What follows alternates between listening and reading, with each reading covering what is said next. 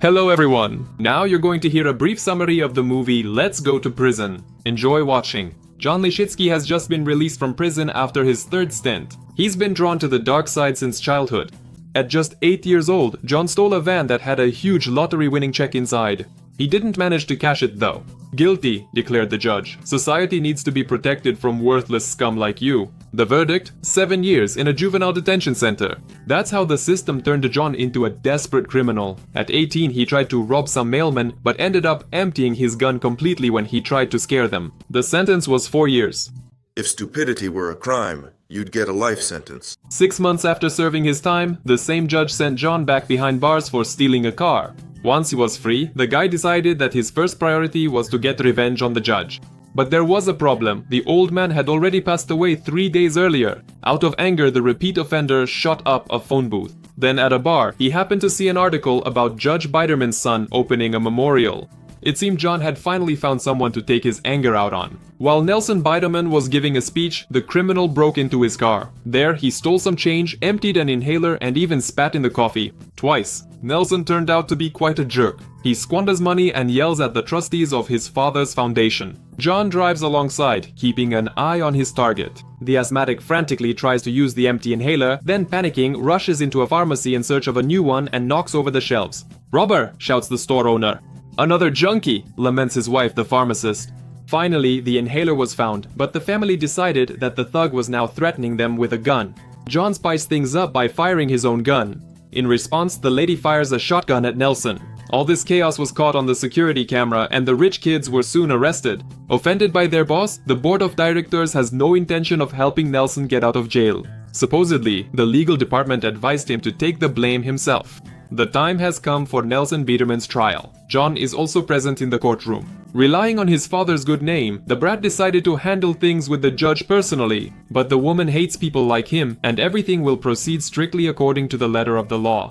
His fate will be decided by a jury, which Nelson considers to be full of idiots. And it seems he's not far from the truth. The finger gets torn off and reattached. Biderman's defense is personally taken up by Dwayne, his deputy, and he deliberately spouts complete nonsense while also recalling the movie Jurassic Park. In the end, the jury found Nelson guilty of attempted robbery, and he is sentenced to a term of 3 to 5 years, which he will serve in Rosmer prison. John imagines how often Biderman will now be beaten and raped in prison. But for some reason, he doesn't feel any joy. He wants to inflict pain on the rich man himself. So, when 2 undercover cops came to him to buy some weed, he pretended not to see through them and willingly went back to prison. This way, he'll definitely get his revenge on that snob Biderman. That's the purpose of his life. He bargained with the judge about the length of his sentence. They settled on 3 to 5 years. John specifically asked to serve his time in Rossmore. He even managed to get on the same bus as Nelson and immediately struck up a friendship with him. John suggests to the rich kid that they request to share a cell. Nelson is grateful to him for treating him this way. The other inmates, to put it mildly, were not very welcoming to him. The prison warden came out to greet the new batch of prisoners. He asks anyone who is innocent to raise their hand. They'll be released immediately. One guy did, and immediately got hit in the stomach with a rifle butt. That's actually one of my favorite jokes. If anyone has complaints, you should write them down on a piece of paper, then roll it up and shove it up your ass. Warden advises the newcomers. John is already familiar with the local guards and has bribed one of them to be put in the same cell as Biderman. Nelson moves down the corridor, frightened by the murderers and thieves shouting at him. Finally, he reached his cell, a room just 2 square meters in size. He sat down on the floor and immediately burst into tears. Johnny advises him to stop before the others see, or else he won't last until next week. John demands that his cellmate show him his animal snarl, but the guy just makes a face like he's constipated. It costs $54 a day to keep one prisoner in the US. Nationwide, that's 75 million a day, or 28 billion a year. Maybe it would be easier just to let them steal car stereos. In the cafeteria, John points out the White Brotherhood. Among them, the leader is Leonard. He also warns his cellmate that at 12:15 he needs to get up from the table. But the guy gets carried away, reminiscing about his college days. And at that moment, right in front of him, Leonard stabbed another inmate. Guard Shanahan smacked him and asked, "Who did this?"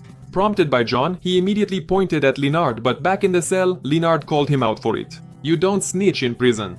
Another interesting place in prison is the shower room. The big guy Barry took a liking to the cute new guy and started hitting on him. But John announced to everyone that this was his punk and threatened another inmate with a shiv. Access to that white ass is closed to everyone else. I mean, I appreciate it, John, but is it really necessary to stick your finger in? No, but that's just how it happened. Nelson begs Dwayne to get him out, no matter what it takes. But according to the deputy, that's impossible. Biderman personally has no money. All the funds are in a foundation to which he has no access because he is no longer the chairman. He was dismissed for the duration of his imprisonment. John pays one of the inmates to constantly beat up Nelson, and the guy working the food line slips all sorts of nasty stuff into his gruel. In the shower, Barry keeps tormenting him. The big guy just can't let it go, and he's ready to buy Nelson's ass at any price. And the criminal agreed. Shanahan called John out to clean up the trash and left the cell door open. Nelson immediately had a bag thrown over his head and was dragged away. They tossed him into a cell where candles and string lights were already lit. Barry came in after him and suggested the doughboy relax and have some wine that he brews in the toilet. But then he immediately puts a knife to his guest's throat when the latter lies and says Barry doesn't have a fat ass. The big guy can't stand lies, and then explains that Nelson is now his property and must please him. But they're not going to rush things. First, Nelson will give him an Eskimo kiss, and the men rub their noses together. Fat Barry is quite the romantic. He won't just jump on the doughboy right away, he'll court him first. When Nelson was writing a letter to his pen pal, who turned out to be a little kid, one of the Nazis peed on him. That was how he delivered a message from Leonard. Today, he's getting out of solitary. Johnny tells him that the other inmates are already placing bets on where exactly Leonard will take him down. Naive Nelson went up to apologize to Leonard for what happened, but immediately got stabbed in the leg with a fork and then got another one. The only person who pissed off Leonard as much as Nelson did was his own father, and he killed his father the same way he's going to kill Nelson. Meanwhile, Barry continues his courtship. John suggests to his cellmate that he hide from Leonard in solitary confinement. To do this, standing behind Nelson, he punches the guard in the face. The plan worked. But in solitary, Biederman started to lose his mind. After all, he has no idea how much time has passed. He started to be tormented by hallucinations. How long have I been here? 2 days. Nelson decided he'd had enough, so he went to the local chemist and asked to buy something that would finish him off. The chemist offered him some boat cleaner and a syringe. Nelson told his friend about his intentions. I dream of lining those bastards up and cutting off their dicks.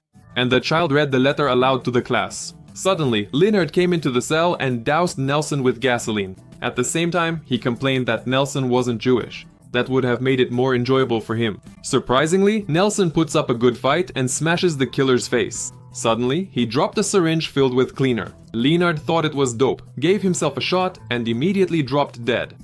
To everyone's surprise, Klupik dragged the corpse of the Nazi leader out into the corridor.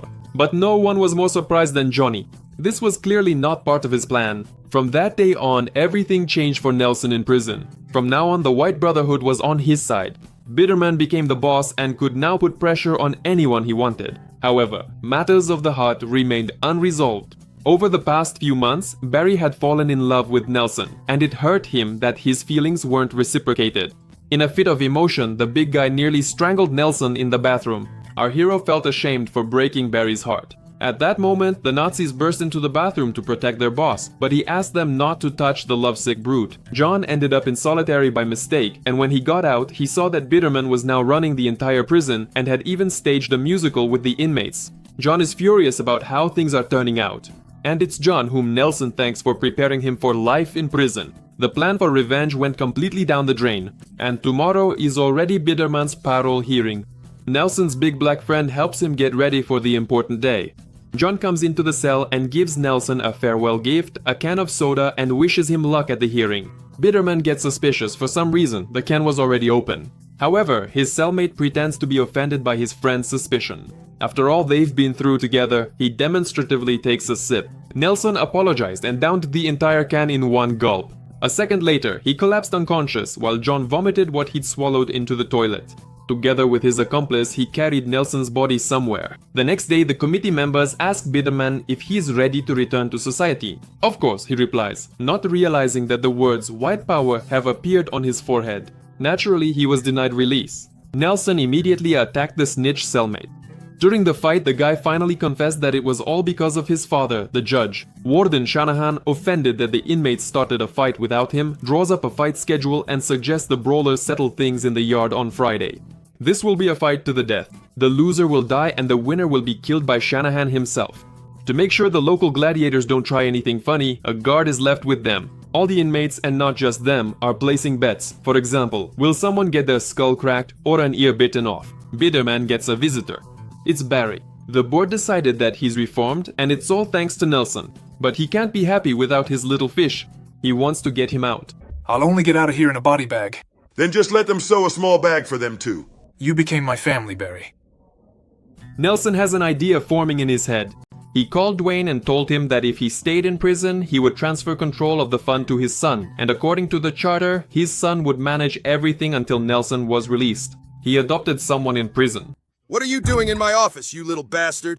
The warden is also aware of the upcoming fight to the death and bets $50 on the new guy. So, it's Friday? The fighters enter the arena to the shouts of the inmates. The rules are simple. Whoever dies first loses. Nelson pulled out a screwdriver, but his opponent was even better prepared. One shiv flew into a bystander, the other broke against Nelson's homemade body armor. But they saved their main weapon for last, syringes filled with colorful chemicals. Nelson delivered a fatal blow, but he was also struck in the back. A draw, Shanahan summed up, dispersing the spectators. They're dead, all right? Take them away before they start to stink. Bitterman was buried. His only heir turned out to be his adopted son. He received $8 million. Barry didn't leave the cemetery. He took out a shovel and by evening had dug up his adoptive dad. Earlier, Nelson had ordered a special compound from a chemist that would put him into a coma, and Barry bribed the coroner. Nelson was about to leave, but Barry reminded him of their deal to save John. If it weren't for that idiot, we never would have met.